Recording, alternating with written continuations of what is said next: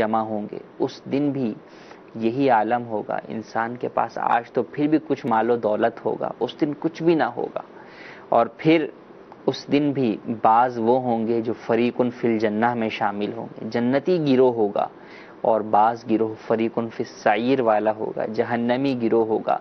اس منظر کو یاد کرے، اللہ تبارک و تعالی کی بارگاہ میں آخرت میں حاضری کے تصور کو جو ہے وہ اپنے ذہن میں جما کر رکھے، اور آج اللہ سے دعا کرے کہ یا اللہ آج بھی مجھے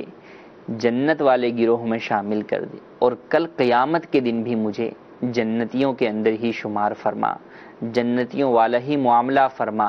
نیکوں کے صدقے کے اندر میری مغفرت اور بخشش فرما۔ تو جب یہ تصورات ذہن میں ہوں گے تو حج کا جو حقیقی مقصد ہے وہ حاصل ہو سکے گا۔ علماء نے فرمایا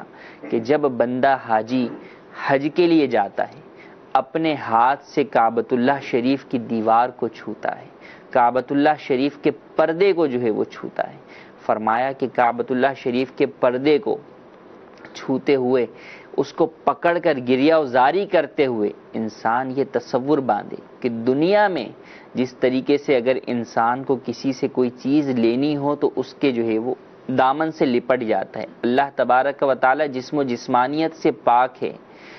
اس کا وہ دامن اس اعتبار سے نہیں، لیکن یہ کعبۃ اللہ شریف کا پردہ گویا کہ انسان اس کو پکڑ کر رب کی بارگاہ میں اسی طرح گریہ وزار ہوتا ہے جس طرح دنیا میں کسی شخص کا دامن پکڑ کر اس سے اپنی کوئی بات کی درخواست کرتا ہے۔ تو اس چیز کو وہاں پر بھی پیش نظر رکھے۔ پھر فرمایا کہ جس ہاتھ سے اس پردے کو چھو لیا، جن نگاہوں سے رب کے گھر کو دیکھ لیا، فرمایا کہ آئندہ پھر یہ ہاتھ کسی گناہ کی طرف نہیں بڑھنا چاہیے، فرمایا کہ پھر آئندہ یہ نگاہیں کسی غلط چیز کو نہ دیکھیں، کہ جس آنکھوں نے رب کے گھر کو دیکھ لیا تو اب ان آنکھوں کو اس قابل بنانا ہے کہ اب اس گھر کے مالک کو بھی دیکھنے والی بن جائے، اللہ تبارک و تعالیٰ کا دیدار نصیب ہو جائے۔ یہ جبھی ہوگا جب کہ ان نگاہوں کو ان چیزوں کے دیکھنے سے ہم محفوظ کریں گے جن کو رب تعالیٰ نے ناپسند فرمایا۔ حضرت سیدنا بایزید بسطامی رحمۃ اللہ علیہ کے بارے میں آتا ہے، فرماتے ہیں میں نے 3 مرتبہ حج کیا، میں نے 3 مرتبہ حج کیا، ایک مرتبہ حج کیا تو فقط کعبۃ اللہ شریف دیکھا، دوسری مرتبہ حج کیا تو کعبۃ اللہ بھی دیکھا اور رب کعبہ کو بھی دیکھا، اور پھر فرمایا کہ تیسری مرتبہ حج کیا تو پھر کعبۃ اللہ نظر نہ آیا، رب کعبہ کو ہی فقط دیکھا۔ یعنی کعبۃ اللہ شریف کی زیارت انسان کو مالک کعبہ سے جو ہے وہ دور نہ کرے، در حقیقت اس کی طرف تو دیکھ کر رب یاد آئے۔ ہو سکتا ہے بعض لوگ نئے جاتے ہوں تو کعبۃ اللہ شریف کی پروجیح عمارت کو دیکھ کر، غلاف کعبہ کو دیکھ کر، یا مسجد الحرام کی دیگر آرائش کو دیکھ کر کہیں ایسا نہ ہو کہ وہ اصل مقصود سے غافل ہو جائے، رب کی یاد سے غافل ہو جائیں اور دوسری طرف لوگ مصروف ہو جائیں۔ بعض لوگ نظر آتے ہیں سیلفی بنا رہے ہیں یا دیگر کام کاج کے اندر مصروف ہیں، مسجد کے جو ہے وہ نقش و نگار دیکھنے میں مصروف ہیں، یہ وہ مقام نہیں۔ یہ مقام تو یہ ہے کہ یہاں پر بندہ اپنے آپ کو اللہ تبارک و تعالیٰ کے دیدار کے تصور میں جو ہے وہ کھو دے، رب تعالیٰ کی بارگاہ میں حاضری کا تصور جو ہے وہ، اور اس بات کو اپنے اندر جو ہے پختہ کرے کہ حدیث میں فرمایا ان تعبد اللہ کأنک تراہ فإن لم تکن تراہ فإنہ یراک، اس طرح رب کی عبادت کرو کہ گویا تمہارا رب تمہیں دیکھ رہا، تم اپنے رب کو دیکھ رہے ہو، اور اگر ایسا نہ ہو سکے تو اس بات پر تو یقین رکھو کہ تمہارا رب تمہیں دیکھ رہا ہے۔ وہاں پر یہ تصور اور زیادہ پختہ ہو جاتا ہے کہ جب بندہ بیت اللہ شریف کے سامنے ہوتا ہے نماز میں، ویسے تو نماز میں نیچے دیکھنے کا حکم ہے، سجدے کے مقام پر دیکھا جاتا ہے قیام میں، لیکن آپ جب کعبۃ اللہ شریف کی طرف نماز ادا کر رہے ہیں اس کے سامنے، تو اب کعبۃ اللہ کو دیکھیں کہ کعبۃ اللہ کو دیکھنا بھی عبادت ہے۔ تو اب وہ مقام اور تصور جو ہے وہ انسان کو حاصل ہو کہ انسان رب کی دیدار کے لیے، اس طرف جانے کے لیے اور اللہ تبارک و تعالی سے ملاقات کا شوق اس میں مزید پیدا ہو، اور آئندہ کی زندگی اسی شوق کے لیے جیے اور رب تعالیٰ کے احکامات پر عمل کرتے ہوئے جی۔ اللہ تبارک و تعالیٰ سے دعا ہے کہ اللہ تبارک و تعالیٰ ہمیں انہی مقاصد کے ساتھ، اچھے خیالات اور تصورات کے ساتھ مقصود حج حاصل کرنے کی نیت سے حج کرنے کی توفیق عطا فرمائے۔ آئیے آپ کی کالز ہم شامل سلسلہ کرتے ہیں جی، کال سنائیے۔ السلام علیکم ورحمۃ اللہ وبرکاتہ۔ وعلیکم السلام ورحمۃ اللہ وبرکاتہ۔ کاشف ندیم طاری لیبیا سے عرض کر رہا ہوں۔ مفتی صاحب سے میرا یہ سوال عرض ہے کہ کیا احرام کی حالت میں اگر کوئی بندہ آئینہ دیکھ لے تو اس کے بارے میں کیا حکم ہے؟ اور دوسرا یہ کہ احرام کی حالت میں اگر خوشبودار صابن استعمال کر لیا انجانے میں تو اس کے بارے میں کیا حکم ہے؟ اور تیسرا یہ کہ احرام کی چادر اوڑھتے ہوئے اگر وہ چہرے کے اوپر آ جائے، یعنی ٹھوڑی سے لے کر چہرے کے اوپر تک وہ آ جائے، تو پھر اس کے بارے میں کیا حکم ہوگا؟ برائے مدینہ رہنمائی فرما دیجیے۔ جی، ان کا پہلا جو ہے وہ سوال، جیسا کہ پہلے انہوں نے آخری جو سوال کیا کہ احرام کی چادر جو ہے وہ اگر تھوڑی پر آ جائے، تھوڑی پر آنے کی صورت کے اندر فقط تھوڑی سی دیر کے لیے آئی اور چلی گئی، تو اب اس میں دم وغیرہ لازم نہیں ہوگا، البتہ احتیاطاً جو ہے وہ صدقہ دے دیں، اور اس بات کا خیال کریں کہ چادر اوڑھنے کے اندر چادر جو ہے وہ آپ کے چہرے پر نہیں آئے۔ سوال کا دوسرا حصہ ان کا تھا کہ احرام میں اگر خوشبو والا صابن استعمال کر لیا تو کیا حکم ہے؟ خوشبو والا صابن استعمال کرنے سے دم لازم نہیں آئے گا، صدقہ بھی لازم نہیں آئے گا، کیونکہ صابن میں جو خوشبو ڈالی جاتی ہے وہ پکانے کے بعد ڈالی جاتی ہے، یا ڈال کر، بلکہ یوں کہیں کہ وہ صابن کے اندر خوشبو ڈال کر پکائی جاتی ہے، تو اس لیے اب اس پر وہ کفارے کے احکامات نہیں ہیں۔ ہاں بچنا بہتر ہے، لیکن بہرحال اگر کسی نے منہ دھو لیا تو اس کے اوپر لازم نہیں ہوگا کوئی کفارہ، کوئی دم وغیرہ۔ جی مزید کال۔ السلام علیکم ورحمۃ اللہ وبرکاتہ۔ وعلیکم السلام ورحمۃ اللہ وبرکاتہ۔ میرا مفتی صاحب کی بارگاہ میں سوال ہے کہ ایک اسلامی بھائی جو حج کے لیے جا رہے ہیں اور وہ مکہ شریف میں کم و بیش 35 دن وہاں پہ مقیم رہیں گے، وہاں پر ٹھہریں گے، تو حج کے ارکان میں ایک ارکان قربانی ہے جو وہ ادا کرے، لیکن کیا مقیم ہونے کے ساتھ اور صاحب نصاب ہونے کے ساتھ ساتھ ان کو الگ سے بھی قربانی کرنی ہوگی؟ اس کے اوپر رہنمائی فرما دیجیے۔ السلام علیکم ورحمۃ اللہ وبرکاتہ۔ وعلیکم السلام ورحمۃ اللہ وبرکاتہ۔ یہ سوال عمومی طور پر کافی افراد کو پیش آ سکتا ہے۔ بعض لوگ اس مسئلے میں ناواقف ہوتے ہیں، اس طرف توجہ نہیں ہوتی۔ اولاً تو یہ کہ 15 دن ان کا وہاں پر اگر پیکج ہے کہ 35 دن کسی کا پیکج ہے یا 45 دن پیکج ہے، تو اب ٹوٹل ٹائم وہ وہاں پر مکۃ المکرمہ میں ہی رہیں ایسا ضروری نہیں ہے، مدینہ منورہ کا بھی جدول ہوتا ہے۔ تو اب یہ دیکھا جائے گا کہ حج کے ایام شروع ہونے سے پہلے، یعنی مینا روانگی سے قبل اگر تسلسل کے ساتھ ان کے 15 دن مکۃ المکرمہ میں ٹھہرنے کے ہو گئے، اس نیت کے ساتھ وہاں ٹھہرے ہیں کہ 15 دن میں رکوں گا، تو اب یہ مقیم ہو گئے۔ اب مقیم ہو گئے تو حج تمتع کرنے والے حاجی پر اور حج قران کرنے والے حاجی پر ایک حج کی قربانی بطور شکرانہ لازم آتی ہے،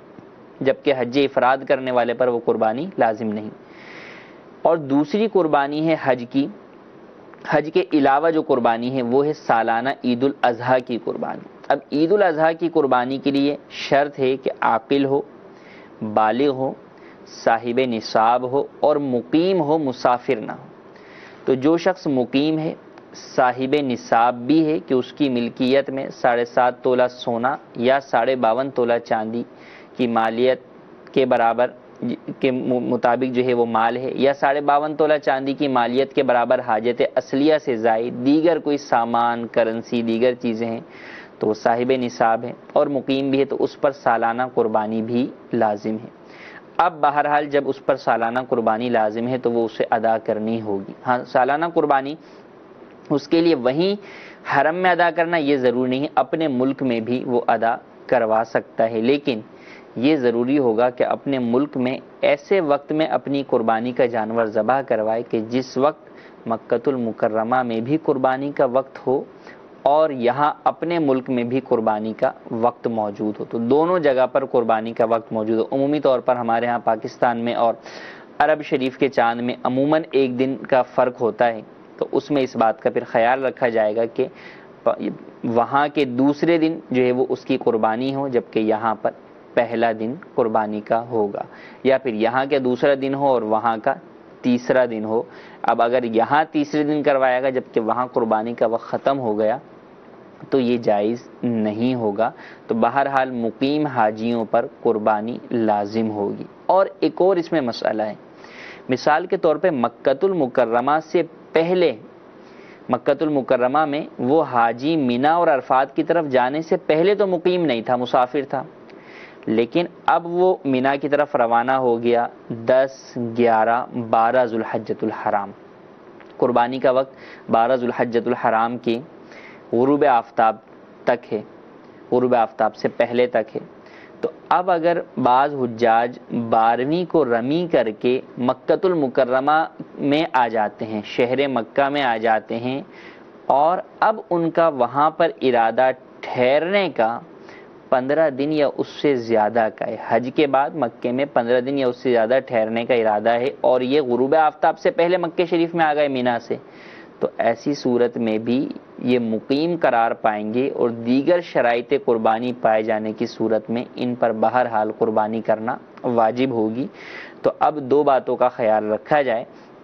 جو حاجی مسافر ہیں اور واپسی میں بھی مسافر ہی رہیں گے تو انہیں تو مسئلہ نہیں، لیکن جو مسافر ہیں پہلے اور بعد میں مقیم ہیں، وہاں پر 15 دن انہوں نے مکے میں رہنا ہے، تو وہ یا تو غروب آفتاب کے بعد جو ہے وہ مکہ شریف کے اندر آئیں، یا پھر اگر وہ غروب آفتاب سے پہلے آئیں گے تو بہرحال انہیں ابتدا سے پہلے سے ہی اپنی قربانی کا اہتمام کروانا ہوگا کہ وہ 11 ذوالحجۃ الحرام کو ہی قربانی کا اہتمام کر لیں، چاہے وہیں پر کر لیں یا پھر اپنے ملک میں کر لیں۔ جی مزید کال۔ السلام علیکم ورحمۃ اللہ۔ وعلیکم السلام ورحمۃ اللہ وبرکاتہ۔ امجد علی بات کر رہا ہوں۔ میرا سوال یہ ہے کہ میں حج پر جا رہا ہوں 26 اگست کو، حج قران کرنا چاہتا ہوں۔ میں یہ سمجھنا چاہتا ہوں کہ عمرہ کرنے کے بعد جو ہے فوراً بعد طواف قدوم کرنا پڑے گا، اور اس میں جو صحیح ہوگی طواف قدوم کی، کیا وہ ہمیں جب طواف زیارہ کریں گے اس وقت پھر نہیں کرنی پڑے گی؟ یہ ذرا بتا دیجیے گا۔ حج قران کرنے کا ارادہ رکھتے ہیں آپ، اللہ تبارک و تعالیٰ آپ کا حج قبول فرمائے۔ حاجی جو حج قران والا ہے، جب وہ ایک جا کر عمرہ کر لے گا مکمل، اب اس کے بعد وہ اس کا جو بھی پہلا وہ طواف کرے گا وہ بہرحال طواف قدوم ہوگا، اور دوسرا طواف جو ہے وہ اس کا عمرے کا طواف شمار ہوگا۔ اب جو حج کی سعی ہے وہ یہ بعد میں بھی کر سکتا ہے، یعنی جب طواف زیارہ کرے اس وقت بھی کر سکتا ہے، اور ابھی پہلے بھی کر سکتا ہے۔ لہٰذا ابھی اگر یہ طواف قدوم کے بعد سعی کر لیتا ہے تو حج کی سعی ادا ہو جائے گی، کیونکہ حج کی سعی علیحدہ سے واجب ہے، اور شرط یہ ہے کہ حج کے احرام کے اندر وہ سعی کی جائے۔ تو لہٰذا جب حاجی حج قران والا ہے، اس کا حج کا احرام ہے، تو اس نے طواف قدوم کے بعد سعی کر لی، تو اب طواف زیارہ کے وقت اس کو سعی کی حاجت نہیں رہے گی، اس کی یہی سعی جو حج کی واجب سعی ہے اس کو کفایت کر جائے گی۔ کچھ میسیجز جو ہے وہ ہم شامل کر لیتے ہیں۔ ایک سوال ہے کہ احرام کی حالت میں شرعی پردہ کیسے قائم رکھیں گے؟ اسلامی بہنوں کا احرام شریعت مطہرہ نے پردے والا ہی بنایا ہے۔ دیکھیں مرد جو ہے وہ چادر پہنتے ہیں، بغیر سلی ہوئی چادر پہنتے ہیں، لیکن خواتین کے لیے سلا ہوا لباس ہی احرام ہے۔ فقط ان کا احرام چہرے میں ہے کہ وہ چہرہ نہیں چھپا سکتی، تو لہٰذا چہرے کی ٹکلی جو ہے وہ ظاہر رکھیں گی، اور وہ بھی احرام کی حالت میں۔ یہ نہیں کہ اگر آپ کا 45 دن کا حج کا وہ ہے تو پورے حج کے ٹائم کے اندر یا عمرے پر آپ جاتے ہیں تو وہاں پر جا کر جو ہے وہ چہرہ کھول کر، صرف احرام کی حالت میں۔ احرام ختم ہو گیا، احرام سے باہر نکل آئے تو اب ایسی صورت میں بالکل نقاب کریں گے، پردہ کریں گے، چہرہ بھی چھپائیں گے۔ اور احرام کی حالت کے اندر بھی چہرے سے کوئی چیز لگا کر مس کر کے چہرے کو چھپانا منع ہے، لیکن اگر کوئی چیز چہرے سے جدا کر کے رکھ لی جائے تو پھر ایسی صورت میں گناہ نہیں ہوگا اور احرام پر بھی فرق نہیں آئے گا۔ علماء نے مثال دی، کتاب کے ذریعے سے آڑ کر لی عورت نے کہ غیر محرم کی نظر اس کے چہرے کی طرف نہیں پڑی، یا پنکھے کے ذریعے سے، یا اور اس طرح کی کوئی چیز ہے کہ جس کو آڑ بنا لیا کہ وہ چہرے سے جدا بھی ہے اور غیر محرموں کی نظریں اس کے چہرے تک پہنچنے کے لیے رکاوٹ بھی بن رہی ہے، تو عورت ایسا کر سکتی ہے۔ بعض کیپس بھی وہاں پر خواتین کے ملتے ہیں جن میں آگے جو ہے وہ نقاب لٹکا ہوا ہوتا ہے، لیکن اس میں یہ خدشہ ہوتا ہے کہ اگر جو ہے وہ ہوا وغیرہ چلی تو وہ پھر کپڑا جو ہے وہ آپ کے چہرے کے اوپر لگے گا، تو پھر ایسی صورت میں صدقہ وغیرہ لازم آ سکتا ہے، تو احتیاط ضروری ہے۔ تو لہٰذا پنکھا یا اس طرح کی کوئی چیز لیں جو کہ سالڈ ہو، ہوا وغیرہ سے ہلے نہیں، وہ آڑ بھی بن جائے اور آپ کے چہرے کے اوپر لگنے سے صدقہ وغیرہ بھی لازم نہ آئے۔ ایک سوال جو ہے وہ یہاں پر یہ موجود ہے کہ کمیٹی ہے اس میں 1000 جمع کرواتے ہیں اور پھر ہر ماہ قرآن اندازی ہوتی ہے، اور عمرے کا ٹکٹ یا 50,000 یا 80,000 نکلتے ہیں، یہ کمیٹی جائز ہے یا نہیں ہے؟ چونکہ حج پر ہی ہم کلام کر رہے ہیں، اس طرح کی کئی کمیٹیاں بھی رائج ہیں، اور چونکہ جب حج یا عمرے کا نام آ جاتا ہے تو لوگ یہ کہتے ہیں کہ نیک کام کر رہے ہیں، سامنے والوں کو اس میں شامل کرنے کے لیے ترغیب بھی نیکی کے نام پر دلاتے ہیں۔ کوئی بندہ اس میں شامل ہوتا ہے تو بھی یہ نیت کرتا ہے یار اپنا تو کوئی فائدہ نہیں ہے، میں تو فقط جو ہے وہ عمرے کی ادائیگی کے لیے رب کا گھر دیکھ لوں اس لیے کمیٹی ڈال رہا ہوں۔ لیکن بہرحال کہیں ایسا نہ ہو کہ دین کے نام پر ہم گناہ میں مبتلا ہو جائیں، تو ہمیں یہ جاننا ضروری ہے کہ جس چیز کے نام پر ہم پیسہ جمع کر رہے ہیں وہ بھی جائز ہے یا نہیں۔ اس طرح کی کمیٹیوں کے اندر چند مختلف صورتیں جو اب تک دارالفتہ اہل سنت کے اندر ہمارے پاس سوالات کی صورت میں موصول ہوئیں، ان میں سے چند میں عرض کر دیتا ہوں۔ جیسے ایک تو یہ کہ یوں کمیٹی جس کی کھلے گی وہ عمرے پر چلا جائے گا یا وہ یہ پیسے لے کے چلا جائے گا اور بقیہ کمیٹیاں اسے نہیں بھرنی ہوں گی۔ اگر ایسا ہے تو یہ جائز نہیں ہے، کیونکہ کمیٹی میں جو آپ رقم جمع کرواتے ہیں یہ قرض ہوتی ہے، اور قرض میں جب یہ نفع مشروط ہے کہ ہو سکتا ہے کہ آپ کو جو ہے وہ زیادہ پیسے مل جائیں، آپ جمع تو 2000 کروائیں، آپ کی کمیٹی کھل جائے اور آپ 48,000 روپے اس کے اوپر لے کر چلے جائیں، تو یہ حدیث مبارکہ جو ہے کل قرض جر منفیاتن فہو ربا، کہ ہر وہ قرض جو نفع کھینچ کر لائے وہ سود ہے، اس میں شامل ہوگا اور یہ سود اور حرام ہوگا، اور یہ پھر مال حرام سے عمرہ یا حج کرنے والی بات ہو جائے گی، جس کے بارے میں ابھی آپ نے ابتداءً سنا کہ اللہ تبارک و تعالی ایسے کی لبیک کو بھی قبول نہیں کرتا، اور فرمایا کہ جب ایسے لوگ مجھے یاد کرتے ہیں تو میں جواب میں انہیں یاد کرتے ہوئے ان پر لعنت جو ہے وہ نازل کرتا ہوں۔ تو اس بات سے بھی ڈرنا چاہیے کہ کہیں ایسا نہ ہو کہ ہم مال حرام سے رب تعالیٰ کی بارگاہ میں جا رہے ہوں، اللہ تبارک و تعالیٰ ہمیں محفوظ فرمائے۔ دوسری صورت یہ کہ فقط پیسے جو ہے وہ دیے جا رہے ہیں ایک طرف سے، اور سامنے سے ٹکٹ ہوگا، وہ ٹکٹ کتنے کا ہوگا یہ نہیں پتا، یا وہ پیکج کتنے کا ہوگا یہ نہیں پتا، ہو سکتا ہے کہ کبھی وہ پیکج جو ہے وہ 50,000 میں بن جائے، کبھی وہ ٹکٹ 40,000 کا ہو، کبھی 60 کا ہو، کبھی 80 کا ہو، اس کا کوئی وہ مدار نہیں ہے۔ تو اب اگر آپ سروسز کی خرید و فروخت کر رہے ہیں تو اجارہ کہلاتا ہے، ہائرنگ ہے، تو اب اجارے کے اندر ٹائم پیریڈ کہ کب یہ اجارہ ہوگا اور یہ کہ اس کی سروسز کی فیس کیا ہوگی یہ فکس ہونا ضروری ہے، جبکہ یہاں پر اس طرح کی فکسنگ نہیں ہے۔ آپ کے تو 50,000 روپے جمع ہوں گے، لیکن سامنے میں آپ کو جو سروس دی جائے گی وہ کتنے میں دی جائے گی، کب دی جائے گی، ان سارے معاملات کا نہیں پتہ، تو اس کی بھی شرعی طور پر اجازت نہیں ہوگی۔ آئیے ویڈیو کال ہم شامل سلسلہ کرتے ہیں۔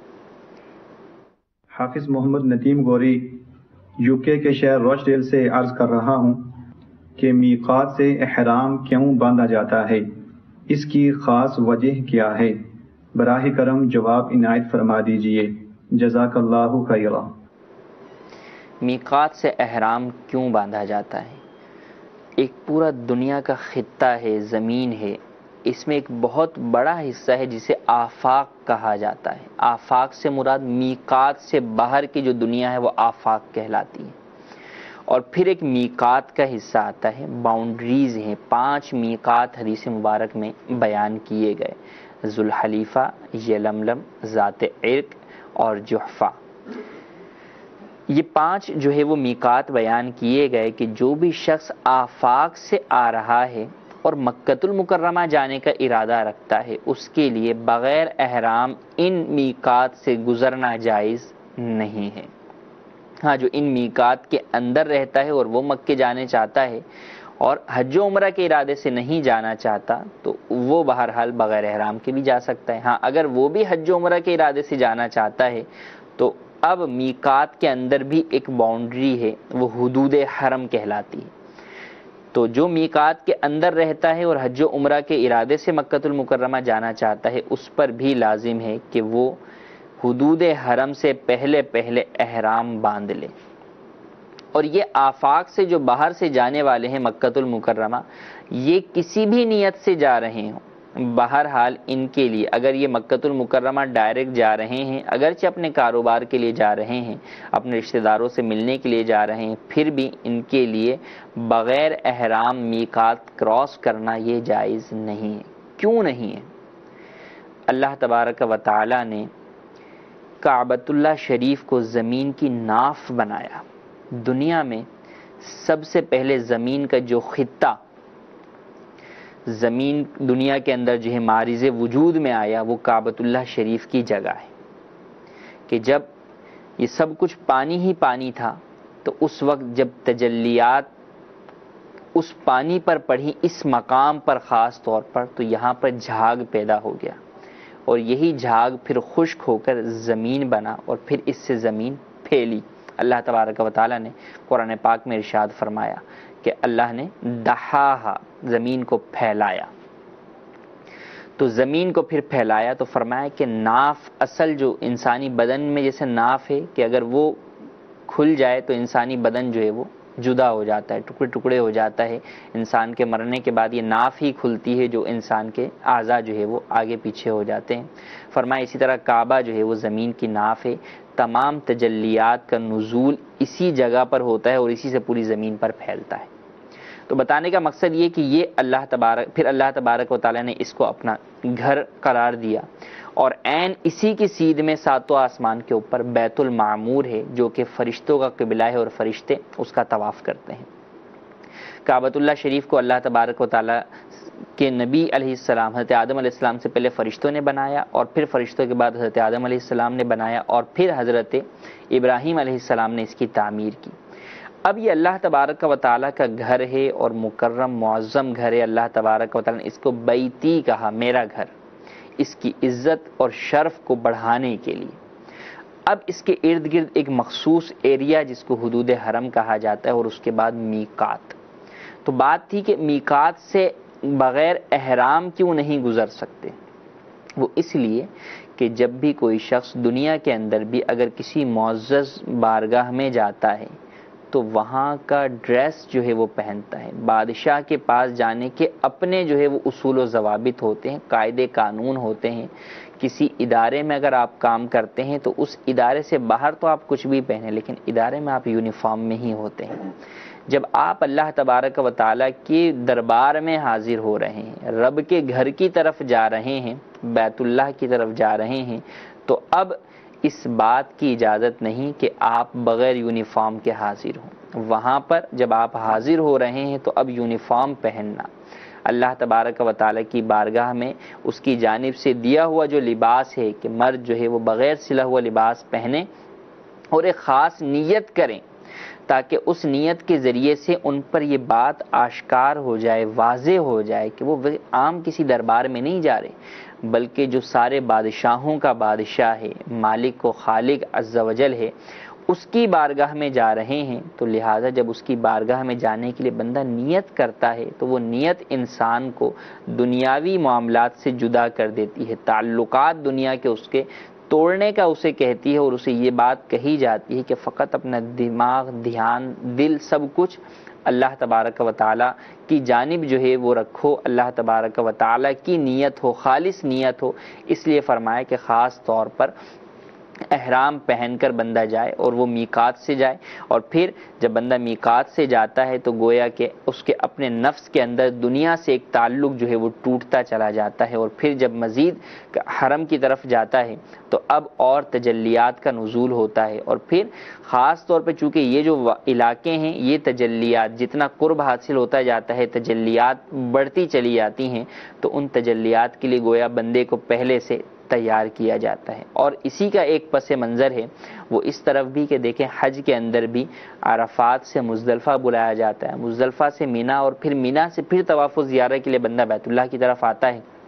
اس میں کیا حکمتیں ہیں اور کیا کیا چیزیں پوشیدہ ہیں انشاءاللہ آئندہ سلسلے میں ہم بیان کریں گے۔ ابھی ہم چلتے ہیں آپ کی کال کی طرف۔ جی سنائیے۔ میں طارق بات کر رہا ہوں۔ سوال یہ ہے، اگر قربانی کے لیے دل کر رہا ہے انسان کا کہ جذبات ہیں ایسے، یعنی کہ آدمی کرتا ہے کہ چلے قربانی کرنی ہے، اس کے پاس اتنے پیسے نہیں ہیں کہ وہ ادھار لے کر یا کسی سے پکڑ کر کچھ دنوں کے لیے اس کی قربانی کر سکتا ہے یا نہیں کر سکتا؟ جی، کئی لوگوں کے ذہنوں میں یہ بات آتی ہے کہ بھئی کہتے ہوئے بھی لوگوں کو سنتے ہیں کہ بھئی قرضہ ہے آپ پر تو آپ قربانی نہیں کر سکتے، حالانکہ ایسا نہیں ہے۔ قربانی واجب ہونا ایک الگ چیز ہے اور کرنا ایک الگ چیز ہے۔ کسی پر واجب نہیں ہے اور نفلی قربانی کرے گا تو ثواب تو ملے گا اسے۔ تو اب اگر کسی شخص کے پاس قربانی واجب نہیں ہے لیکن اس کا شوق ہے، وہ چاہتا ہے کہ یار میں قربانی کروں اور اس کو امید بھی ہے کہ مجھے جو ہے وہ اگلے مہینے کچھ پیسے مل جائیں گے تو میں یہ قرضہ ادا کر دوں گا، تو بالکل وہ قرضہ لے کر بھی قربانی ادا کر سکتا ہے، اس میں کوئی حرج نہیں۔ بلکہ یہاں ایک اور مسئلہ بھی کہ قربانی کسی پر واجب ہے لیکن اس کے پاس اس وقت جانور خریدنے کے لیے پیسے نہیں ہیں، جیسے خواتین ہیں ان کے پاس سونا چاندی ہے، اب وہ چاہتی ہیں کہ بھئی سونا چاندی تو نہ بکے اور ہم قربانی بھی کر لیں۔ اب انہیں پتہ ہے کہ بھئی مثال کے طور پہ آگے چند دنوں بعد ہماری BC کھل رہی ہے، اس سے ہم جو ہے وہ قرضہ ادا کر دیں گے، اور ابھی فی الحال قربانی کی ادائیگی کے لیے وہ کسی سے قرضہ لے لیتے ہیں، تو بالکل ان کا ایسا کرنا جائز ہے، بلکہ ان پر لازم ہوگا کہ یا تو وہ قربانی کے لیے اپنا مال بیچیں، سونا چاندی، یا پھر قرضہ لے کر قربانی کریں۔ یہاں پر قربانی سے چھٹکارے کی انہیں اجازت نہیں ہوگی جبکہ وہ صاحب نصاب ہیں۔ ہاں اگر کوئی ایسا شخص ہے کہ اس کے پاس کوئی سامان موجود نہیں ہے، کوئی مال موجود نہیں ہے جس سے وہ قربانی کر سکے، لیکن قربانی اس پر اس وجہ سے واجب ہے کہ اس کے پاس مال تھا اور اس نے کسی شخص کو دے دیا تھا مال قرض کے طور پر، اب وہ شخص اس کو واپس نہیں کرتا یا بعد میں اس کو دینے کا کہا ہوا ہے، تو فرمایا کہ اگر غالب گمان یہ ہے کہ مانگنے پر قربانی کی رقم اسے مل سکتی ہے تو مانگے اس سے، اور اگر